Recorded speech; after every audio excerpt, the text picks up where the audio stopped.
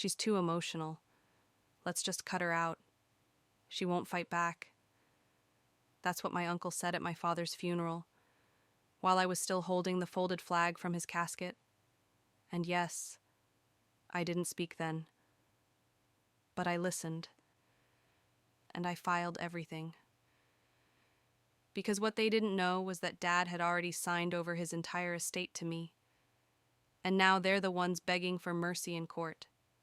My name is Natalie Brooks.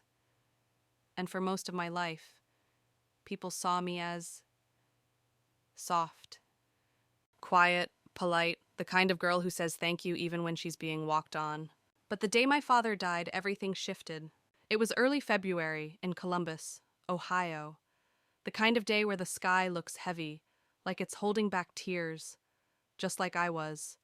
My father, Michael Brooks, had served in the Army, raised me alone after my mother passed away. He was my entire world. And now he was gone? The funeral was small. A few neighbors, some old veterans, my father's older brother, Harold, showed up with his daughter Tiffany in tow like they were the ones planning everything. As if I was just background. I stood near the casket, holding the folded American flag they handed me, and I heard it. Harold leaned over to Tiffany and whispered just loud enough. She's too emotional. Let's just cut her out. She won't fight back. Like I wasn't standing 3 feet away, like I was invisible. I didn't say a word. I didn't even blink. Because in that moment something inside me broke, and something else sharpened. I moved out of the house that week. They didn't even give me time to grieve. Harold claimed he had paperwork documents showing that Dad left everything to him as next of kin. The house I grew up in, the old red truck Dad and I spent summers fixing up, even Dad's military pension, all gone. No calls, no family meetings, no explanations, just silence. I didn't have the strength to fight them right away. I ended up crashing at a cheap motel on Livingston Avenue. I remember lying there on the worn mattress, the TV flickering with some rerun I wasn't watching, feeling erased, like they'd taken my grief and turned it into an opportunity. But grief does strange things. It softens you, and then it hardens you. I remembered something Dad said a few months before he passed. We were drinking tea in the kitchen. The air smelled like lemon and old wood. And he looked at me, really looked, and said, "If anything happens to me, the truth is in the safe. Henderson's got the key." At the time, I thought he was being dramatic. Maybe tired, maybe just preparing like he always did. But now, his words felt like a compass. So I went to see Mr. Henderson. Michael Henderson had been my dad's lawyer for over 15 years. His office smelled like dust and certainty. He didn't even flinch when I showed up. "I've been expecting you," he said. He opened the old metal safe behind his bookshelf. Inside was a sealed envelope with my name on it. And when I opened it, my hands shook. There it was, a legal will, notarized, signed 3 weeks before Dad died, leaving everything to me. The house, the truck, the bank account, even a small plot of land near Hilliard he'd bought in secret. And beneath that document was a USB. Mr. Henderson played it on his desktop, and there he was. Dad, looking thinner than I remembered, but clear, sharp, intentional. "If you're watching this," he said, "it means I'm gone. And I want to be clear, Natalie is the only one who stood by me. The only one who listened, who cared. Everything I own, everything I built goes to her, no one else." I sat there frozen, watching his eyes, his voice steady. My father, even in death, protecting me. And that's when the shift happened. I wasn't crying anymore. I was planning. Harold thought he'd won. He thought I'd roll over, cry into a pillow, and disappear. But I had a will. I had a video. I had the truth. And most importantly now, I had fire. The kind of fire that comes from being underestimated one too many times. I left Henderson's office that day with a folder in my hands and vengeance in my chest. This wasn't just about inheritance anymore. This was about justice. I was done being polite. I didn't come out swinging. Not at first. The thing about silence is it unnerves people more than screaming ever could. Harold and Tiffany had no idea what I knew. No idea that I was holding a will signed and sealed. No clue there was a video of my father, clear as day, stating his final wishes. They thought they'd buried the truth along with him. But I wasn't digging with my hands. I was building with paper. I didn't go to the police. I went to court. I filed the probate challenge myself quietly. No warning shots. Just paperwork served at 7 a.m. to Harold's doorstep. I wish I could have seen his face. But I had other things to do. I started collecting, gathering, building a fortress of evidence that couldn't be shaken by opinion or entitlement. Bank statements showing transfers from my dad's accounts mysteriously made by Harold days after his stroke. Photos of my dad with visible bruises on his wrists from the hospital, something I hadn't wanted to look at before. But now, I had to. Tiffany had gone so far as to list the house for sale, my childhood home. She posted photos online, smiling in front of the fireplace I helped my dad rebuild. Her caption read, "New chapter begins." I printed it, stapled it to the affidavit, and still I didn't speak to them. Not a call, not a text. I let the legal system do the talking. Then came the deposition. We were in a conference room downtown, fluorescent lights buzzing, cold air too high, a pitcher of water no one touched. Harold walked in first, wearing a suit that didn't fit quite right, trying too hard to look respectable. Tiffany followed. She didn't recognize me at first. I was no longer the girl they mocked at the funeral. I had changed. My lawyer began. "Mr. Brooks, can you explain this transfer of $32,000 to your account from Michael Brooks's savings on January 4th? Harold stuttered. Said something about managing things. But the signature on the form, it wasn't my dad's, and I had 3 handwriting experts ready to swear to that. Tiffany tried to interject, said I was making things up, that my dad told her everything was hers, that I wasn't around. But I was. Every weekend, every doctor's appointment, every Veterans Affairs visit, I was the one holding his hand when he couldn't hold his own spoon. They weren't just wrong. They were cruel. Then my lawyer played the video, the one from the USB. The moment it started, everything stopped. My dad's voice filled the room. Clear, measured, unapologetic. If this reaches court, it means someone tried to take what's Natalie's.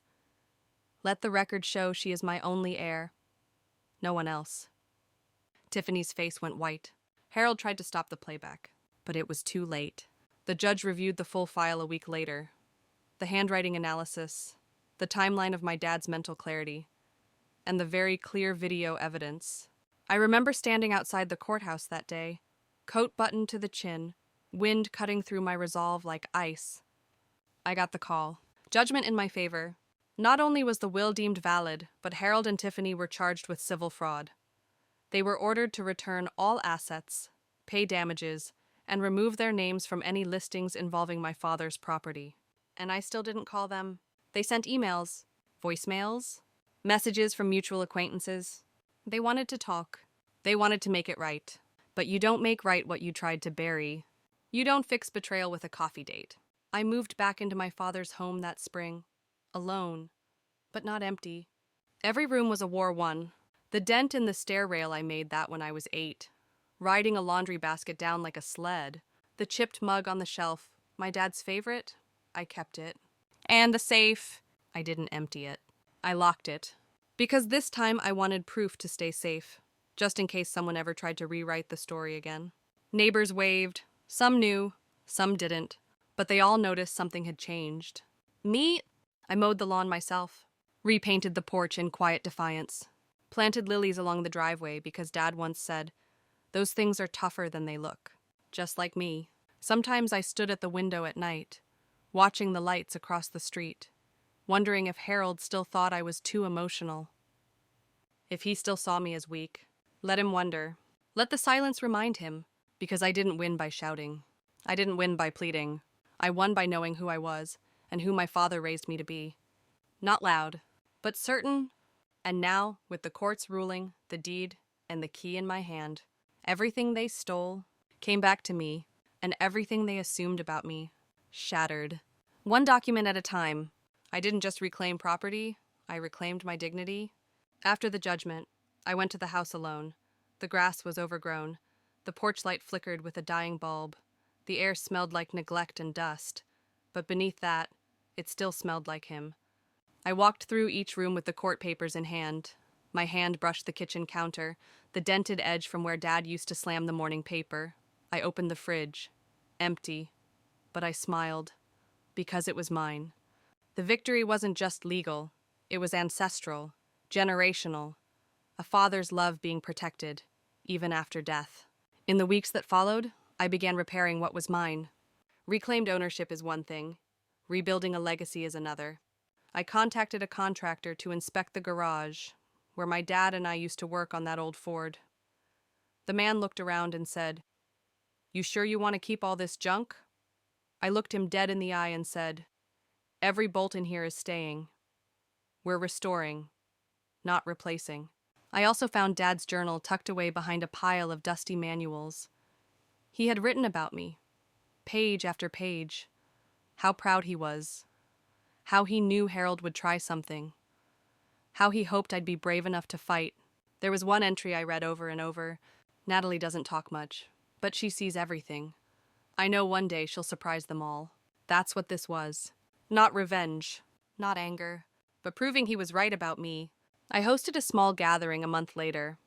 Invited the neighbors, some of Dad's old army buddies. We grilled out on the back patio, played his favorite records. For the first time in years, the house felt warm again. People hugged me, called me strong, said Dad would be proud. I didn't need those words, but I held on to them anyway. Meanwhile, Harold and Tiffany were silent. The fraud charges stuck. They avoided jail but lost credibility. The community saw what they tried to do. The story traveled, and it traveled well.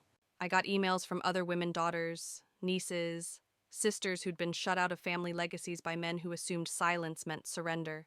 I replied to everyone, because I knew how it felt to be erased, and I knew how powerful it was to rewrite the ending. I started volunteering part-time at the local legal aid clinic, helping women understand probate law, how to file, how to protect themselves, how to get their stories heard on paper, in court, where it matters. Each time I walk into that office, I remember how scared I once was. And then I remember I'm not that girl anymore. They thought I was weak, but what they didn't realize was that I was simply waiting for the right moment to speak. And when I did, I didn't scream, I didn't beg. I stood tall, and I won. The funny thing about winning, no one tells you how quiet it can feel. After the court ruling, after the house was mine again, after the fraud charges were stamped and sealed, there was no music, no applause, just silence. I thought victory would sound like drums or firecrackers or my heartbeat pounding out of my chest. But no, it sounded like the refrigerator humming in the kitchen, like wind moving through a half-fixed window, like the creak of the front door as I opened it every morning just to feel the world say nothing back. But silence doesn't mean emptiness. Sometimes it means power. And in that quiet, I started to rebuild. At first, it was small. Fixing loose floorboards. Sanding the banister my father never had time to finish. Replacing the mailbox Harold had ripped out like he was doing the world a favor. Every nail, every brushstroke, it felt like reclaiming a heartbeat.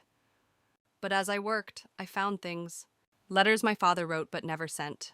Receipts showing Harold had drained more money than I thought signed under my father's name just days before his condition worsened.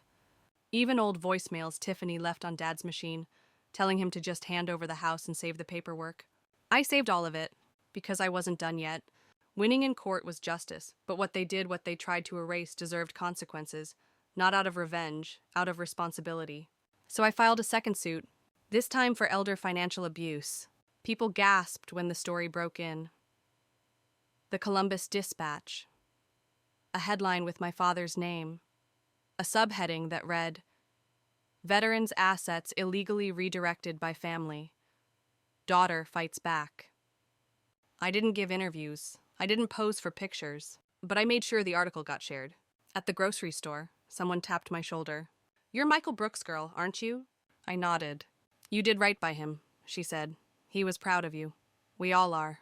It almost broke me. Because through all the legal forms and hearings and bank accounts, I'd nearly forgotten why I started.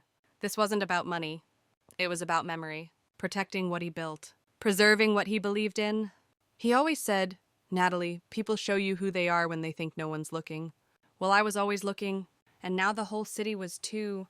Harold and Tiffany tried to lay low. They shut down their social media, moved out of their townhouse.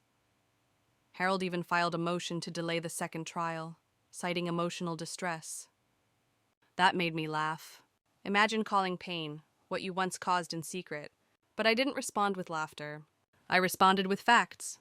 By the time we got to trial, my team had every receipt, every forgery, every inconsistent statement. And I had one more thing. A nurse from Dad's hospice facility. She testified under oath that Harold pressured staff to keep me from visiting, that he once told a nurse, "Don't call her. She doesn't need to see this." I did, and now everyone saw it. The ruling came faster this time. Harold was ordered to pay restitution. Tiffany was barred from managing any elder assets in Ohio for the next 15 years. They walked out of the courthouse like shadows. Meanwhile, I walked into the light. The house was no longer just my home. It was my monument. To survival, to resistance, to love that speaks even after death. I started a scholarship in my father's name at Columbus Technical College, one for veterans' daughters pursuing law, social work, or public defense. Applications poured in, and with every essay I read, I saw another Natalie, another quiet girl who'd been told she was too sensitive, too emotional, too soft to win. But we do win. We win because we know pain. We win because we remember everything. We win because silence is not weakness, it's strategy. One afternoon, I got a letter in the mail. From Tiffany, handwritten, no return address. It said she was sorry. Said she was young and influenced and didn't understand what family meant. She hoped I'd read it. I did, but I didn't write back. Not out of bitterness. Out of peace. Because sometimes, healing means leaving the wound closed. Let it remind. Not of pain, but of power. That night, I sat in the living room, wrapped in the same blanket Dad used during his last winter. I looked out the window. Snow was falling again. Soft, silent, steady. Just like my revenge. Not loud, but unstoppable. And somewhere in the stillness, I swear I felt him. Proud, present, and finally at peace. In the weeks after the second trial, I began hearing from reporters. Most wanted quotes. Some wanted the inside scoop. They didn't understand that's not how I won. I didn't win by feeding headlines. I won by feeding the truth into places where silence used to live. But there was one reporter, an older woman named Claire, who wasn't chasing a story. She was chasing the echo of her own past. Her mother had been cut from a will. Her aunt had rewritten it in secret. Claire looked me in the eye and said, "Thank you for not staying quiet. Some of us still carry that silence like chains." I invited her in. We drank black tea in my kitchen, Dad's favorite, and talked about the weight of inheritance. Not just money, but memory, obligation, justice. She asked me what I'd do next. I told her the truth, I'm not done, because Harold and Tiffany were only part of the story. The deeper story was the system that allowed it, the loopholes, the ignorance, the way society treats a grieving daughter like a problem instead of a person. So I began drafting something new. Not a lawsuit this time, a workshop. I partnered with the Columbus Bar Association to start a quarterly seminar, Daughters and Deeds. We taught basic probate law, how to document family care, how to protect your name, even how to notarize correctly. The first seminar had 12 women, the next 50. Now there's a wait list. And every time I stand in front of that projector screen, hands steady, voice calm, I remember who I used to be. A girl at a funeral with no voice. And now, I'm the one handing out microphones. I donated my father's truck to a local mechanic school. They restored it, painted it fire red, polished the rims, kept the original dent on the driver's side fender. They named it the Patriot. I smiled when I saw it. Because some legacies roll on wheels. One morning, I got a call from the VA hospital where Dad had his last checkup. They asked if I wanted to donate a bench in his name. I didn't hesitate. The plaque reads, "Michael Brooks, father, veteran, believer in daughters." Every now and then, I visit that bench. I sit, I breathe, and I remind myself strength doesn't always scream. Sometimes it sits quietly beside grief and refuses to leave. Harold moved out of Ohio. I heard he's living with a cousin in Indiana.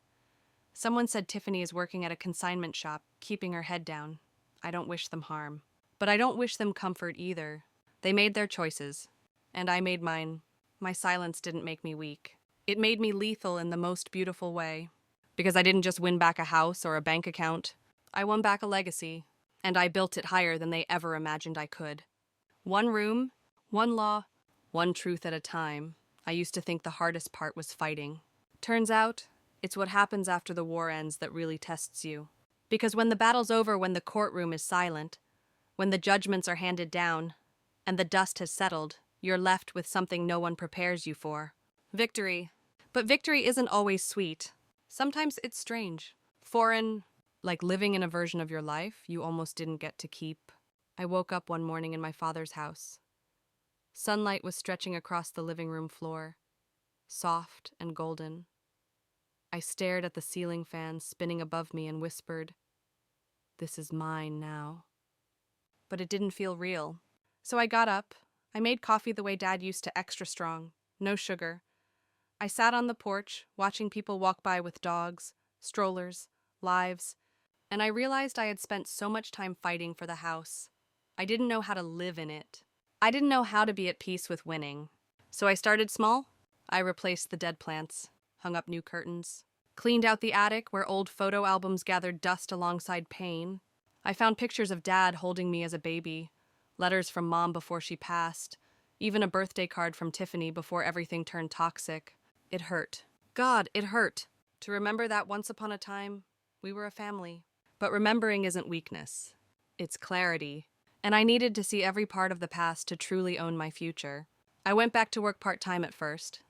My boss at the nonprofit was surprised to see me. He said, "You sure you're ready?" I said, "I'm not, but I will be." I threw myself into every case, every phone call, every woman who walked through our doors clutching paperwork she didn't understand and fear she couldn't name. I saw myself in them. Not the courtroom, Natalie. The broken one. The version of me sitting in a motel room, whispering to the dark, "I don't know what to do." And that version deserved better. So I gave them everything I had. I helped one woman stop her brother from secretly selling their grandmother's home. I helped another fight off a forged power of attorney filed by her cousin. Each time, I walked them through the steps, taught them to document, to speak in evidence, to believe they weren't crazy. Because gaslighting doesn't always sound like yelling. Sometimes it's subtle. "You're overreacting." He didn't mean it. There's no proof. But I had proof. And now I knew how to teach others to find theirs. Meanwhile, something unexpected began to happen. I started receiving invitations, panels, seminars. One was from Ohio State University asking me to speak at a conference on family law reform. I almost declined. Who was I to speak on stage? But then I remembered what Dad used to say. Don't wait for them to call you worthy. Walk in like you belong. So I did. The room was packed. Students, professors, lawyers. And me? I told my story. Not the headline version. The one with fear, shame, quiet strength. I told them how injustice isn't always loud, how it wears a smile, how it hides behind bloodlines, and how a daughter with a will and a video can take down an empire of lies. When I finished, there was silence, then applause, but I didn't need the claps. I looked out and saw a young woman, maybe 19, scribbling notes with tears in her eyes. That was the reward. Not fame, not followers, impact, real change. On the way home, I drove past Harold's old office. It had a for lease sign on the window, faded, forgotten. I didn't smile. I didn't slow down. I just kept driving, because looking back only serves you when it helps you build forward. That night, I stood in the kitchen, cooking for myself, pasta, garlic bread, red wine. I set the table for one, and I felt full, not just from food, from peace, hard-earned, unshakable. And then my phone rang. It was the VA office again. They wanted to name one of their veteran outreach rooms after my father. I cried, but not from pain, from pride. Because all of this, every ruling, every bench, every daughter I helped was his legacy now. And I was the keeper, not by blood, but by choice, by action, by justice. And that kind of legacy can't be stolen. Not with lies, not with forged signatures, not even with death. I lit a candle by his photo that night, whispered, "We did it, Dad." And for the first time in a long time, my voice didn't shake. It rang like truth, like thunder, like a daughter who had been told she was weak and proved she was anything but The next few weeks moved slowly, like time itself was catching its breath. But I didn't stop. I used every second as fuel. I filled the quiet moments with intention. In the mornings, I wrote reflections, lessons learned. I never thought of myself as a writer, but something about pressing words onto paper made me feel grounded. At lunch, I'd walk the neighborhood, see the world I'd once felt shut out of. And slowly, I started to realize I wasn't on the outside anymore. I was standing right in the center. Every now and then, I'd run into someone from my past, an old high school teacher, a neighbor who'd watched me grow up. They'd stop me, ask questions, say how proud they were, and I'd smile. But a part of me also knew most of them hadn't said anything when Harold took the house. They hadn't knocked on my motel room door, hadn't offered help when I was scraping by on hope and caffeine. It wasn't bitterness. It was clarity. People remember success. They rarely remember silence. But I did, and I would never forget what it taught me. One day, I opened the front closet and found something unexpected, an old shoebox labeled Natalie's Wins. Inside were certificates, ribbons, tiny medals from childhood. My dad had saved them all. A spelling bee ribbon from 3rd grade, a science fair photo with a crooked poster board, a tiny soccer trophy even though I barely played one season. He had believed in me long before I knew how to believe in myself. And that realization, it leveled me. Because everything I'd fought for, it wasn't just mine. It was his memory, his vote of confidence, etched into every dusty ribbon and scribbled note. So I took that shoebox. I placed it on the mantel, not as decoration, as declaration. This house wasn't just where I lived. It was who I had become. I started inviting people over, carefully, slowly, friends from the clinic, women I'd helped, a few neighbors I trusted. We shared meals, stories, and quiet strength. One night, over wine and laughter, someone asked me, "What do you call what happened to you?" I paused, and I said, "Proof." Proof of what she asked. That silence is power, and when used right, that became the theme for everything I did next. A podcast, a book outline, even a scholarship essay prompt. Describe a moment when silence changed everything.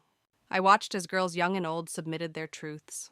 Stories of stolen inheritances, of being left out, of being underestimated.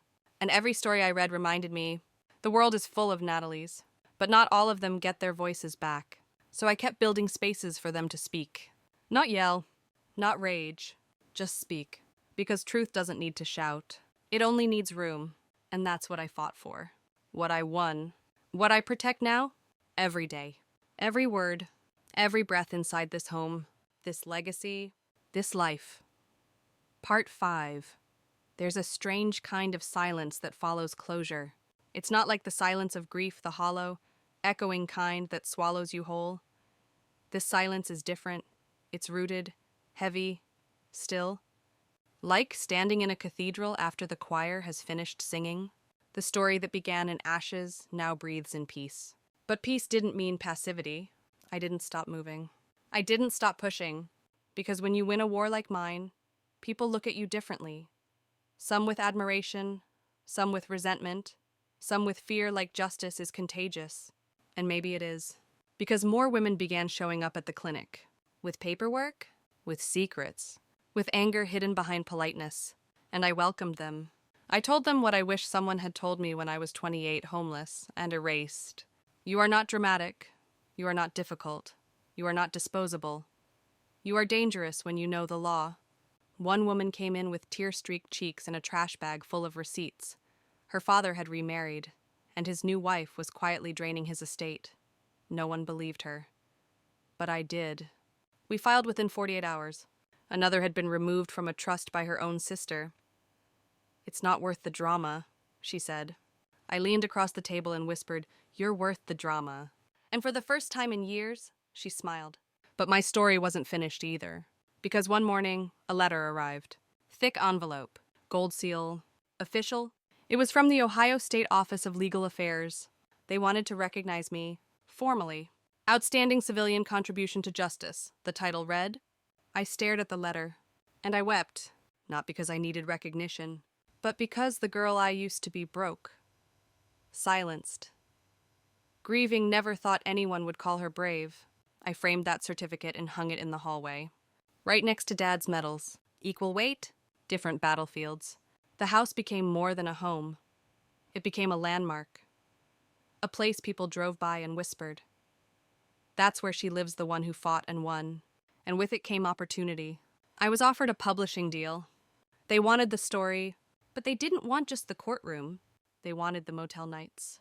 The internal monologues, the rage buried beneath politeness. So I gave it to them. Raw, unfiltered.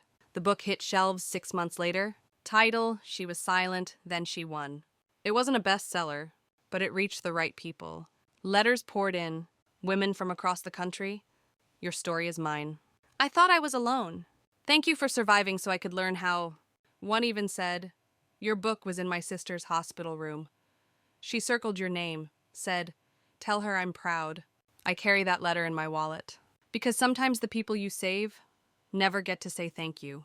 And sometimes you save them anyway. Meanwhile, Harold tried to contact me. Not directly, through lawyers, mutual friends. He wanted to rebuild, to apologize, to reconnect, but I had nothing to say. Because there are some bridges you don't burn, you detonate them. Brick by brick, and then you salt the ground. Tiffany disappeared from the public eye. I heard rumors. She'd moved south, started over. I hope she's different now. Not for me, for herself. Because if silence can rebuild a legacy, maybe it can rebuild a person too. Maybe not. But I didn't wait to find out. I had too much to protect. And too many people watching. The porch became my favorite place. Every night, same ritual. Tea, blanket, Dad's photo beside me. Sometimes I spoke to him. Not out loud, but in thoughts. I'd say, they thought I was weak, Dad. And he'd smile in my mind. Because we both knew the truth. Weakness isn't quiet. It's cowardice. And I had never once been a coward. Only quiet. And quiet, when channeled through fire, becomes force. That's what I am now. Not a victim. Not just a survivor. But a force. And as the sun set over the street I once walked in shame, I leaned back and whispered, I didn't just win, Dad. I built something that will outlive us both. And I knew, in my bones, in the walls of that house, in the wind weaving through the trees, he was proud. Not just of the verdict, but of the woman I had become. Because when they thought I was weak, I was building my case. When they said I was dramatic, I was gathering my proof. When they told me to let it go, I was locking down every document, every receipt, every memory. And when they laughed, I waited, in silence. And when I finally spoke, I brought the courtroom down, and I never had to raise my voice. Because the truth has volume all its own. And justice? Justice echoes.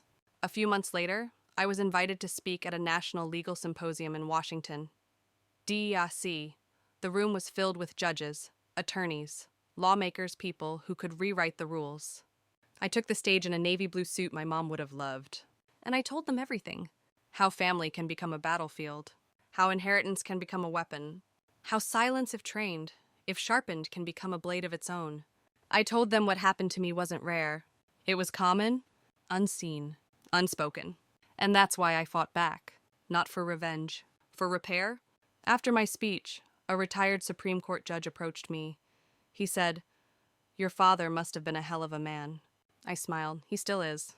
Back home, life moved differently. Slower, fuller. I started writing again. Not just legal guides, but letters. Hundreds of them. Personal responses to every woman who sent me their story.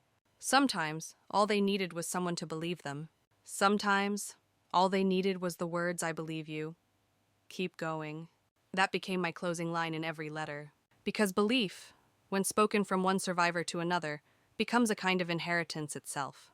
And what better legacy is there to leave than strength? I launched a mentorship fund. We called it the Brooks Fellowship. Every year, we sponsor 10 women pursuing justice through quiet power law, journalism, mediation, advocacy. We don't look for the loudest voices. We look for the ones who've been quiet too long. The ones who carry fire in their eyes and folders full of receipts. Because those are the ones who change the world. One whisper at a time. One courtroom at a time. One house taken back at a time. On the anniversary of Dad's passing, I hosted a remembrance dinner. Close friends, candlelight, laughter that felt earned. I told one final story that night. About a girl who everyone thought was too quiet, too gentle, too emotional, and how that girl built an empire of truth from the ruins of a stolen home. Everyone went silent, then they raised their glasses. To Natalie, someone said, to the quiet ones who never stay quiet forever. And as we clinked glasses and felt the warmth of justice ripple through the room, I knew this wasn't just my ending. It was a beginning. For every daughter who was ever underestimated, for every woman who was told to sit down while the men decided, for every legacy rewritten with courage. I am not just the girl who took them to court. I am the woman who rewrote the story, in ink, in law, and in every life I touched after mine was nearly erased. This is not just how I won. This is how I made sure no one like me ever had to fight in the dark again. Because when the system forgets you, you remind it who you are, and when the world goes silent, you teach it how to listen. I am Natalie Brooks, and I was never weak. I was waiting, and now I am the echo, and they will hear me forever.